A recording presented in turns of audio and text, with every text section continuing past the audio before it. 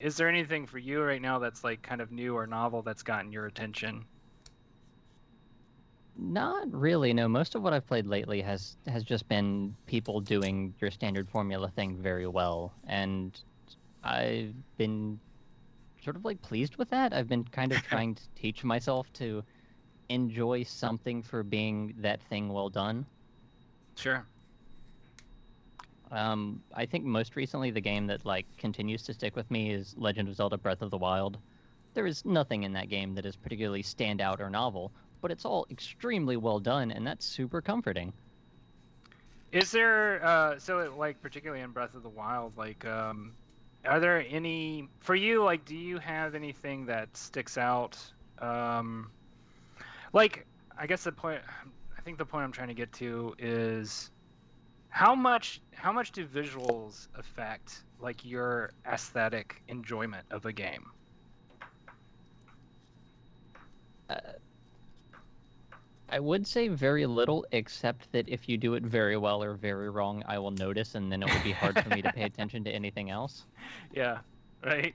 I mean, it's interesting because we now like with 3D gaming, we live now in a world where it's like you and me and Jal here, we all grew up in the beginnings of 3D games where characters would clip through the stages and there'd be all sorts of glitches and stuff like that to happen. And it's not like those don't happen still to some extent, but we've come a long way, right? Like I'm sure a game like Zelda Breath of the Wild doesn't have. I say this because I haven't played it, but I'm sure it doesn't have those kinds of glitches that were so common in a game like Sonic Adventure, where you just fall through the floor, which is one of my favorite things. Where it's like you're going a million miles an hour, and then suddenly you just disappear because you're just like you've gone through the floor of the world. And so, um, have you seen any games that have actually like made any use of those kinds of glitches or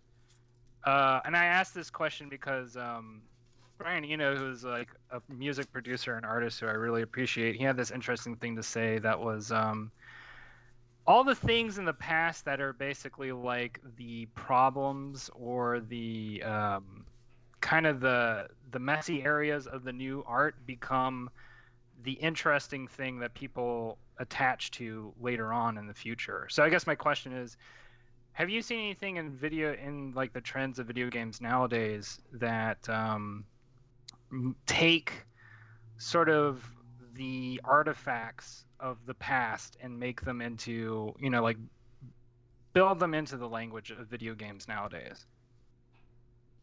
I don't necessarily know about glitches. For the most part, that's mostly for like novelty. You'll see it a lot in things like Goat Simulator, which was real popular at least a couple I of years haven't heard ago. of Goat Simulator.